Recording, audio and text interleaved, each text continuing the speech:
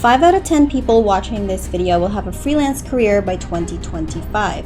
For me, freelancing is the best way to build long-term stability if you do it correctly. But the question is, how can you be part of this freelance future? What are freelancers? So freelancers are self-employed individuals who offer services to various clients or businesses. And recently, freelancing became very, very popular among millennials and Gen Zs. If you're thinking about becoming a freelancer, here's the first thing you gotta do. Okay, so the first thing you need to do is to decide on your niche. And before you start working as a freelancer, you need to understand what you're really good at and what you love doing. So for me, back when I got started, I figured out I was really good at communicating and I also know another language. And at that time, there was a huge demand for customer service, chat support, so I jumped on that. And another thing is I have a healthcare degree, so I leveraged on that and I became a medical transcriptionist. As I got better, I used my unfair advantage as a nurse, and that is why it wasn't too difficult for me to look for clients in the healthcare niche. At that time, I was offering social media services and content creation to healthcare professionals like doctors, psychiatrists, dentists, etc. So basically, whenever I submit proposals, I immediately got a reply or a job offer when I told them that I have a healthcare background or I'm a registered nurse. So the thing is, you need to find something you're really good at, you're passionate doing, or use your unfair advantage and start from there. So you need to work on it, get better, and become an expert. And the second thing you need to do is to start building a portfolio. So you need to build up your portfolio on job sites, like for example, Upwork, Fiverr, or Indeed. So these sites are where clients look for freelancers and for you, where you can find good gigs. Starting out, you may have to work at a lower rate. I started out with $5 per hour, but having an online presence and building credibility on these sites are the most important things when you're starting out. So I suggest that you start with one.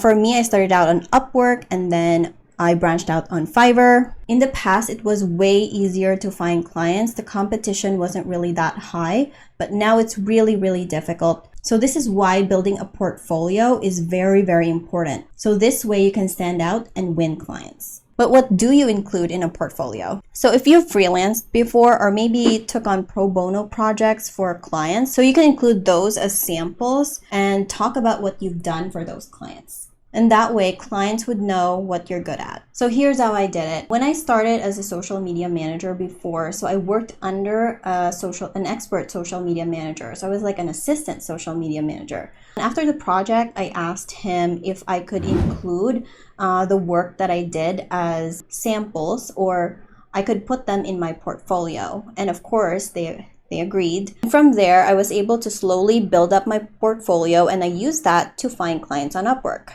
And later on, I'll explain more on how to find clients, how to reach out to them, like inbound, outbound marketing. So be sure to subscribe to my channel so I will make new videos. Oh, by the way, you can build your portfolio for free using Canva. It is fast and easy to do. When I first started out, I used Canva to build out my portfolio, and later on, if you really, really mean business, you can opt for building a website for your freelance business. If you want me to make a video on how to build your portfolio from scratch, comment the word portfolio below and I'll give you guys a free Canva template as well that you can customize.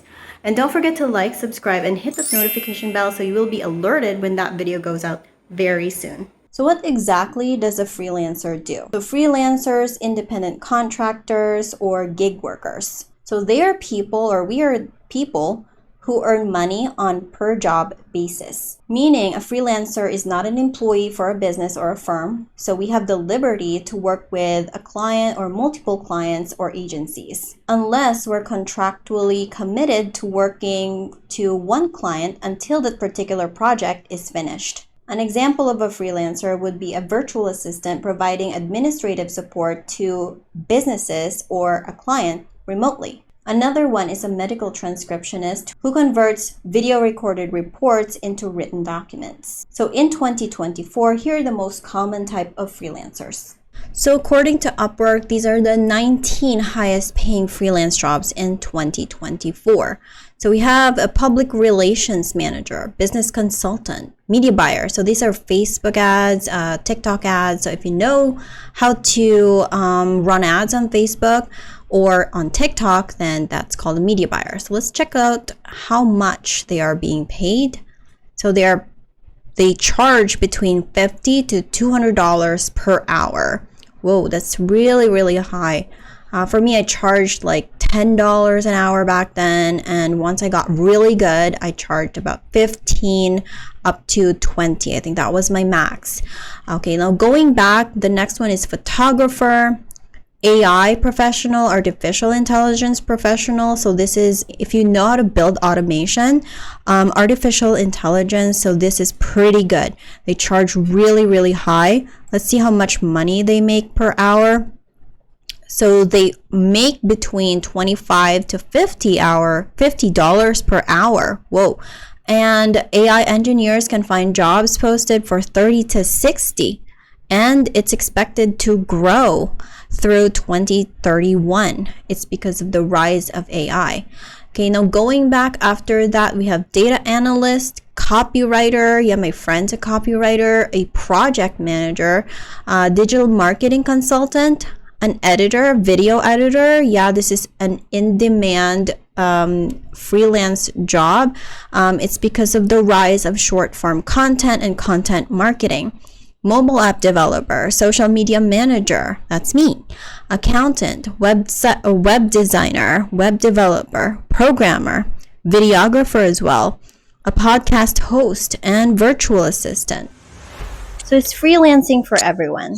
Now let's talk about the pros and cons of freelancing. So you can make an informed decision of whether or not freelancing is the correct path for you. Number one is flexibility. So freelancing offers flexible schedules, allowing you to work when you feel the most productive or motivated, whether it's early morning or even late at night. For me, I choose to work early afternoon to early evening because that is the time where I feel the most productive and the most motivated. But back when I was working at the hospital, I did not get to choose my schedule. So it was the head nurse, obviously. So my schedule was like in the morning from 7 a.m. to 3 p.m. And then the next day, it would become a night shift from 11 p.m. to 7 a.m. in the morning. And then the next day, I will have an afternoon shift from 3 to 11. And so that totally messed me up physically. Now I get to choose my hours, how many hours I want to work, when I want to work, as long as I finish my deliverables. However,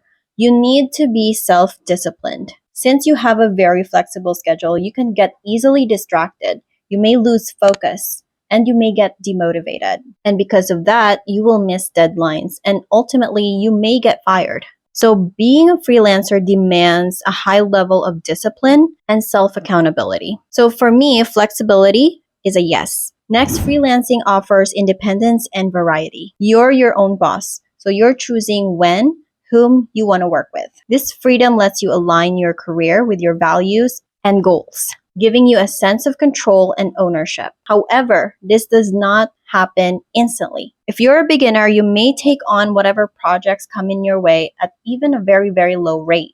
This is so you can build your portfolio and gain experience. But as you progress, you've gained a lot of experience under your belt.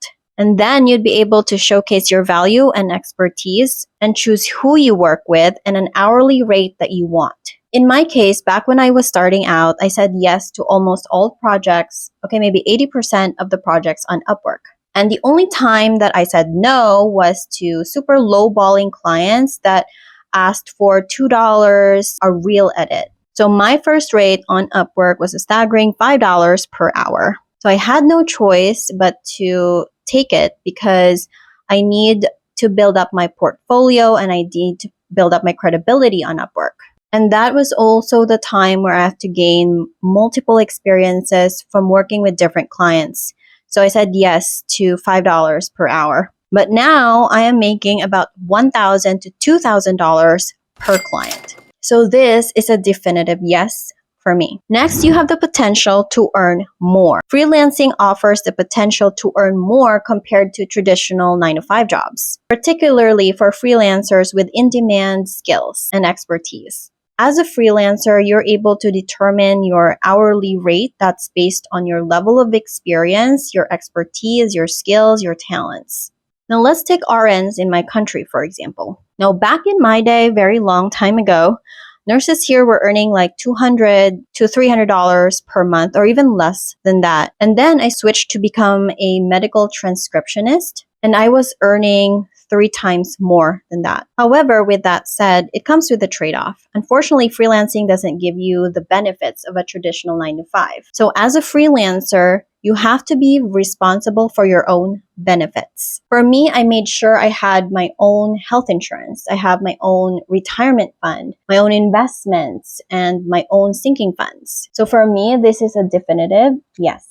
In short, are you comfortable with uncertainty and self-management? Can you handle irregular income? Do your skills align with freelancing opportunities? Is there a demand of your skills in the freelance market? If you answered yes to all that, then freelancing is definitely for you.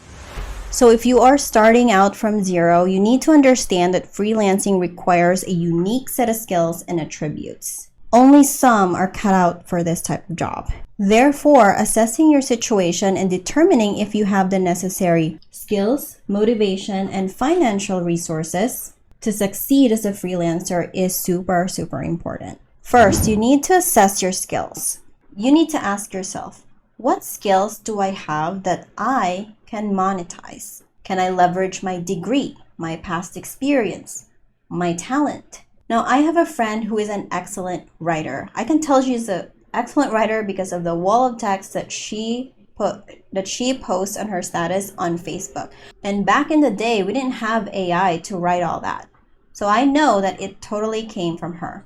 And with that skill, she was able to take on freelancing copywriting jobs, which is in huge demand today. In my case, as I've mentioned earlier, I have a nursing degree and I can speak a second language, English. So I was able to find medical related freelance gigs. So I strongly suggest that you sit down on this, write the skills that you have, make a list, and research the market if these skills are in demand, and then monetize the hell out of it. But what if you have zero experience, skill, talent? Well, that's a little bit impossible. But let's say you got nothing. The good news is skills can be learned and taught. What do I mean by that? You can head on YouTube, type in the skill that you want to learn, for example, social media marketing, and then the algorithm can give you a ton of videos from those creators. Pick a couple of creators that you like and start learning. And the best part is it is absolutely free. And that is how I got started as well. But if you want to learn about all things social media, Facebook ads, and skills that you can monetize, then make sure to subscribe and follow me. Now, it can get a little bit overwhelming with all these videos. I get what you're thinking. Where and how do I start? So if you want a linear step-by-step kind of deal, then I suggest you learn from a course. And you can take courses from platforms like Udemy, Skillshare, etc. In my case, I bought a Facebook course back in the day, back in 2016. So that's how I learned all about Facebook ads. And recently I bought a LinkedIn course that teaches me all the ins and outs of LinkedIn and how to find clients on LinkedIn. And not too long ago, I also bought a course on content creation and personal branding so I could elevate my content creation skills even more. So as a freelancer, we always need to be upskilling so we can give the best value to our clients. Now, which work is best for a beginner freelancer? Now, according to an article published on Upwork, here are 11 freelance projects that are suitable for freelancers with little to no experience. However, don't expect that you'll be able to gain big bucks from these jobs. And I'll be taking about 5 of them that I have personally gotten hired for. So if you want the full list, then I will leave the link to that article in the description down below. Oh, just really quick here, I got my first job on Upwork and my second one on Fiverr. And in my opinion, these 2 sites are the best sites to get clients, but do be careful and very vigilant for scammy job listings. The biggest advice here is to read the terms and conditions before you do not want to get banned on job sites for breaking the rules. And yes, in the thumbnail that I designed, I mentioned a free Notion template that you guys can download. I used this when I was job searching and it helped me tremendously. So go download it. It's totally free. Now back to the video. The first one is polish a PowerPoint presentation. I think everyone here knows how to use PowerPoint. So in this job, you'll be creating PowerPoint presentations for clients. You can offer general services or specialize in specific types like maybe investor pitch decks. The next one is custom design. If you're a graphic designer or have a background in design, there are jobs where clients need help with designing custom bags, custom t-shirts, custom mugs, or even tote bags. The third one that I did before was translating marketing content. But you might be thinking, we have Google Translate or AI that can translate this. However, did you know that there are actually dialects that Google or AI cannot translate? For example, I speak two Filipino dialects. One can be translated by AI. The second one is a dialect that cannot be translated by Google or AI or any of those. In today's technology, it makes it easier for businesses to enter new global markets. So translation services remain in demand. They need translators for internal training materials, legal documents, websites, and even marketing content. So if you're fluent in a second language or even a third language, try to look for translation jobs that are in demand in that language. So this was actually one of my first jobs where I transcribed and translated a transcription for a doctor. The fourth one is to be a virtual assistant, but this is very, very competitive. You can start out as a general virtual assistant. So virtual assistant are commonly known or abbreviated as VAs. So these are people who perform general administrative tasks for employers or for businesses or for agencies. They do phone calls, inbox management, emails, chat support, booking flights, etc. In my case, back in 2016, I became a Shopify VA or an e-commerce VA. My tasks were customer service, chat support, inbox management, inventory, talking to suppliers, order fulfillment, etc. So quite frankly, this is a job where I honed my skills in social media management, Facebook ads, and e-commerce. So I'm very, very thankful to have gotten that opportunity. Because of that, I was able to grow my skills and to have gained such a wonderful experience from it. In my next video right here, I will be sharing to you what I actually do as a freelance social media manager and a content manager. So if you are interested in this career path, then head on to this video next.